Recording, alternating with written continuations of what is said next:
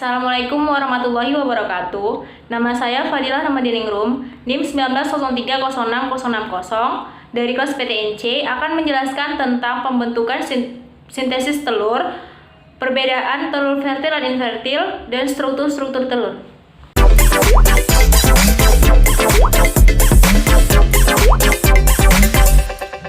Yang pertama adalah sintesis yolk. Pembentukan sintesis yolk terjadi di hati, di bawah koordinasi hormon gonadotropin, steroid, serta FSH untuk menghasilkan folikel. Komponen utama yolk yaitu terdiri dari alfa lipoprotein dan beta lipoprotein. Hormon estrogen disekresikan untuk memacu nukleus menghasilkan atau mensintesis asam amino atau sintesis protein di sitoplasma hati. Setelah protein disintesis isinya adalah asam amino membentuk vitelgonin atau bahan pembentuk yolk. Beta lipoprotein, lipofitelin semuanya bersatu membentuk granula yolk atau folikel yolk. Lalu hormon steroid memiliki bahan utama yaitu kolesterol baik. Pada sintesis yolk, material pembentuknya adalah yaitu air, fosfolipid, protein, dan lipid. Selanjutnya adalah sintesis albumin. Albumin terdiri dari ovalbumin, ovotransferin, ovomucin, ovoglobulin, lisosom, alfa dan beta ovomucin. Albumin disekresikan di magnum. Proses sintesis albumin dimulai ketika hormon steroid akan memberikan perintah untuk mensintesis protein pada sel oviduct, yaitu pada sel magnum.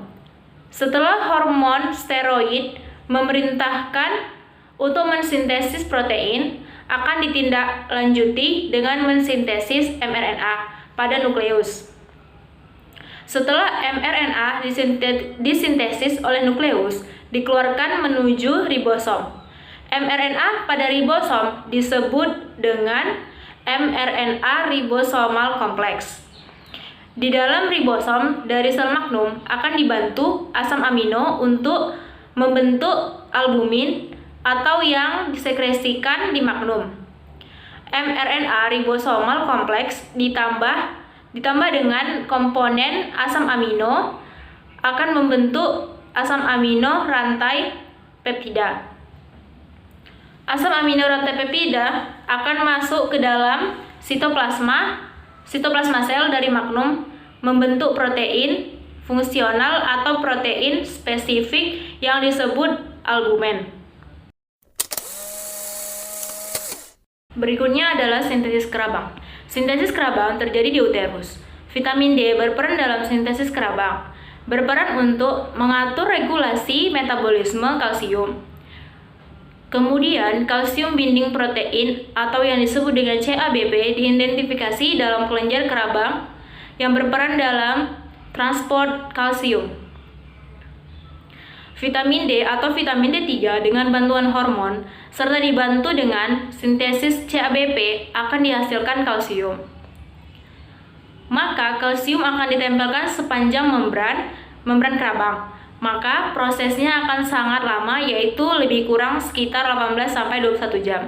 Di dalam plasma darah ada Ca2 positif, HCO3 dibantu dengan CO2 dan H2O masuk ke dalam mukosa sel di sel uterus. Kemudian di metabolisme CO2 menghasilkan H2CO3. H2CO3 akan dilepas ke H-nya dan berubah menjadi HCO3 negatif. Dengan bantuan enzim karbonik anhidrase, maka masuklah ke dalam komponen cairan untuk membentuk atau menempel kerabang dalam bentuk Ca2 positif. Ditambah HCO3 negatif menjadi CaCO3. Kemudian H positif dibuang kembali ke kelenjar kerabang dan dikembalikan ke plasma darah.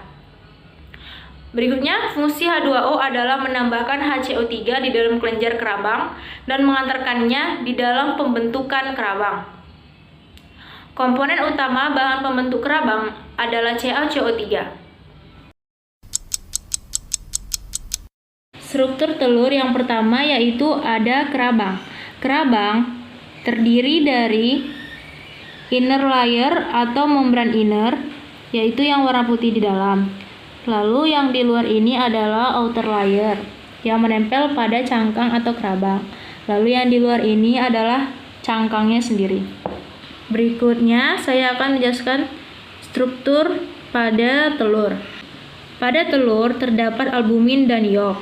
Albumin terdiri dari 3 bagian, yaitu outer thin white yang cair, lalu thin white kental menempel pada yolk. Jika diangkat pakai garpu dia akan lebih terasa. Yang ketiga adalah inner thin white, yaitu selaput yang menempel pada kuning telur, yang juga melindungi kuning telur atau yolk sehingga tidak mudah pecah. Berikutnya ada yolk. Yolk ini sifatnya semi liquid dan bergranular. Warna kuning telur